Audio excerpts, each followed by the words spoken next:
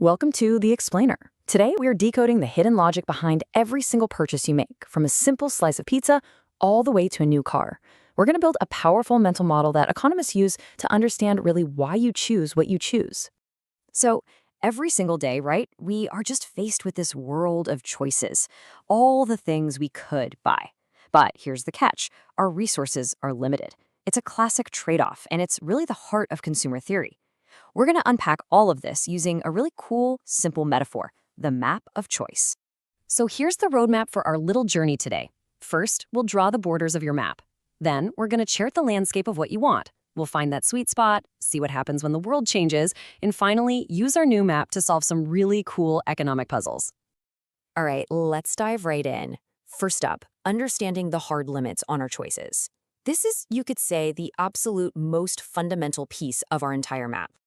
I mean, it's pretty much the oldest story in the book, right? We can't have it all. We all consume less than we'd ideally want to, simply because our spending is limited by our income. This isn't just a hunch, it's a hard, cold economic reality. And economists, of course, have a name for this, the budget constraint. Just think of it as the absolute, non-negotiable border of your personal map of choice. It shows you every single combination of stuff you can afford, and you just can't cross it. So this line you're looking at, that is the border. Imagine you've got a set budget, say $1,000. You could blow it all on one thing, maybe 100 pizzas and get 0 Pepsi. Or you could go the other way, get 500 Pepsis and no pizza at all. And of course, there's everything in between. Every single point on that line is a combo you can afford. It's basically the edge of your financial universe. Okay, now here's the really crucial part. The steepness of this line, its slope, tells you something super important. It's the trade-off the market is forcing on you. It tells you exactly how many Pepsis you have to give up to get just one more pizza. This isn't about what you want to trade, it's what the prices make you trade. All right, let's add the next layer to our map. I mean, knowing the border is one thing, but it's not the whole story. Now we need to chart the landscape inside that border. We need a way to visualize what you actually, want. And that is where these things called indifference curves come into play. So if the budget constraint is all about what you can afford, an indifference curve is all about what you prefer. Any point on one of these curves, whether it's tons of pizza and a little Pepsi, or the other way around, makes you equally happy, nor indifferent. Think of these curves kind of like topographical lines on a map, but instead of elevation, they show levels of happiness. And they follow 4 pretty simple common sense rules. 1. Higher curves are always better than lower ones, because, more is generally better. 2. They slope downwards, which makes sense. If you give up some of one thing, you need more of the other to stay just as happy. 3. They never, ever cross. That would be a logical mess. And 4, they bow inward. And this reflects a really human trait. We tend to like variety. And what's so cool about this is that the actual shape of the curve tells you everything about your preferences. For things that are basically interchangeable, like nickels and dimes, the curve is just a straight line. The trade-off is constant. But for things that are totally useless without each other, like a left shoe and a right shoe, you get this sharp right angle. Having one more right shoe is pointless if you don't have a left to go with it. And guess what? Most of the stuff we buy falls somewhere in that curvy space in between. Okay, now it's time for the main event. This is where we put it all together.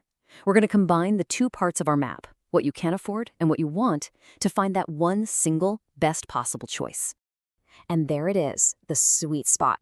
The goal is to get to the highest hill of happiness, the highest indifference curve that you can possibly reach. Sure, you could pick a spot inside your border, but then you're leaving some happiness on the table. And you might want to be on an even higher hill, but sorry, that's outside your budget. The optimum choice is that single perfect point where your budget just barely kisses the highest happiness curve you can reach. That point, that's you being as happy as you can possibly be with the money you have. And this is the real aha moment. At that one perfect spot, the slope of your preference curve, that's what you're willing to trade. It perfectly matches the slope of the budget line, which is what the market lets you trade. It's where your personal valuation of things perfectly aligns with the market's valuation. And that, in a nutshell, is the beautiful, underlying logic of it all. This is how market prices actually come to reflect the value that we, as millions of individual consumers, put on things. It's a really powerful way to see how markets work from the ground up. Okay, so what happens when the world changes? You get a raise, or the price of something suddenly drops. Well, your map changes right along with it, and you've got to find a whole new optimal path. Let's say the price of Pepsi drops. Two really powerful things happen at once. First, there's the income effect. That's the part of your brain that goes, hey, my money goes further now. I feel richer. I can buy more of everything. Then there's the substitution effect, which says, whoa, Pepsi is a total bargain compared to pizza now. I should definitely buy more Pepsi.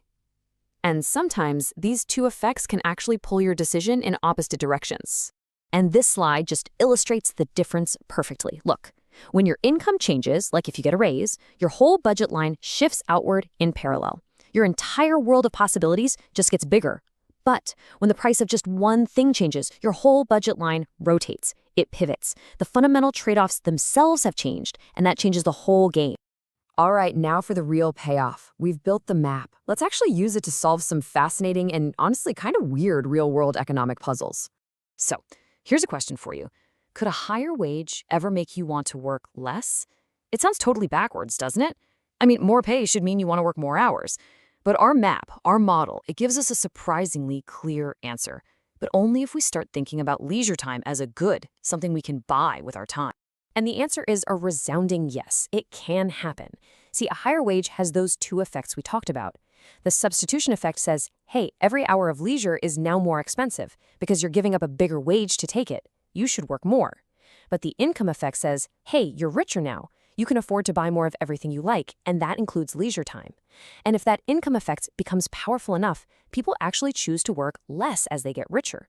This is a big part of why the average work week has gotten shorter over the last century, even while wages have skyrocketed. Okay, ready for an even stranger one? Could a higher price ever make you buy more of something? Now this seems to break the most fundamental rule in all of economics, the law of demand. Believe it or not, it can happen, but it's super rare. It happens with something called a Giffen good. So, picture a very, very poor family that relies on a cheap staple, like rice. If the price of rice suddenly goes up, it makes them feel so much poorer that they can't afford any of the more expensive stuff, like meat or vegetables anymore. So what do? They have to cut out the meat completely and buy even more of the now pricier rice just to get enough calories to survive. And this isn't just a theory.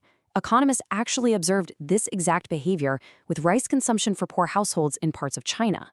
So look, this whole theory of consumer choice, it isn't a literal step-by-step of what's happening in your brain. Nobody's pulling out a graph in the grocery aisle.